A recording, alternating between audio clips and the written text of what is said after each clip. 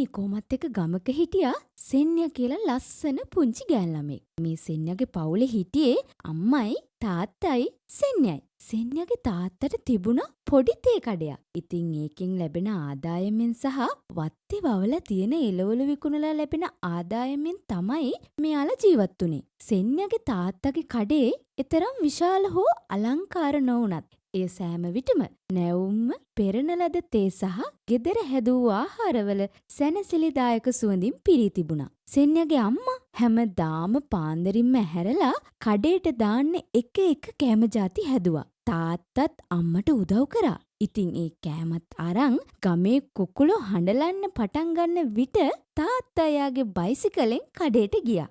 සෙන්යත් ඒ එක්කම ඉස්කෝලේ යනවා. වත්තේ වවලා තියෙන එළවලු පැලවලට වතුර දාලා සාත්තු කරලා තමා සෙන්යාගේ අම්මා කඩේට යන්නේ. සෙන්යා හැමදාම ඉස්කෝලේ ඇරිලා එන්නෙත් කඩේටම තමා. අම්මේ අනේ මට අද නම් හරිම බඩගිනි. මගේ දෝනිට මං බත් බෙදලා තියෙන්නේ. ඔක්කොම කන්න ඕනේ. ඉතින් ඔය විදිහට හැමදාම සෙන්යා කඩේ ඉඳන්ම එයාගේ පාසල් වැඩ කරා. සෙන්යාගේ තාත්තා රෑ 7 වෙනකන් කඩේ ඉන්නවා. සෙන්යාගේ අම්මයි හැමදාම හවස 4ට විතර ගෙදර යනවා. මෙහිම යන එක දවසක සෙන්යාලගේ එළවලු වගාවට අයාල යන හරක් රංචුවක් පැනලා හොඳටම විනාශ කරලා. ඒක දැකලා සෙන්යයි අම්මයි හොඳටම කම්පා වුණා. සෙන්යා දුවගෙන ගිහින් තාත්තව එක්කන් ආවා. හදිස්සියට තාත්තට කඩේ වහලා එන්නත් බැරි වුණා. ඉතින් කොරේ පිටට මරේ කියලා කඩේටත් හොරු පැන්නා. කඩේ තිබුණු සල්ලි, කෑම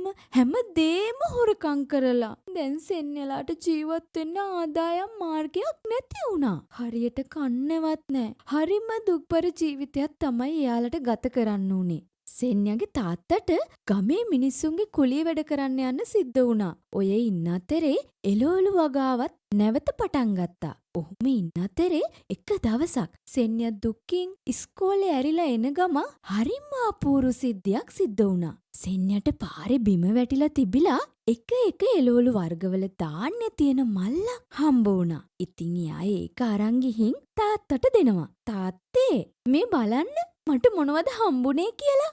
හානේ මේ එළවලු බීජ නේද? මේවා නම් හොඳ පාටයි. කොහෙන්ද මගේ දෝනිට මේවා?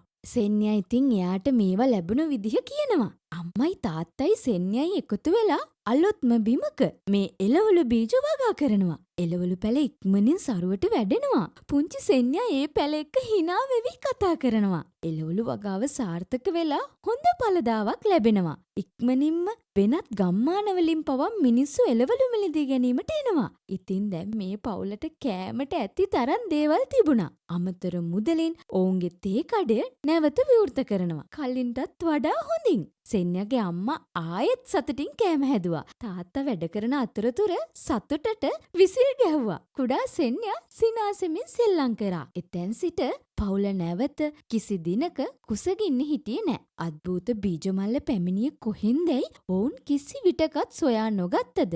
එය ස්වභාව ධර්මයෙන් ලැබුණු තෑග්ගක් බව සෙන්යා විශ්වාස කරා. ඉතින් සෙන්යා ඇතුළු පුංචි පවුල හැමදාම සතුටින් ජීවත් වුණා. මේ වගේ ලස්සන කතන්දර ඔයාලට තවත් අහන්න බලන්න ඕනේ නම් අපිව subscribe කරලා තියාගන්න. ගිහින් එන්න.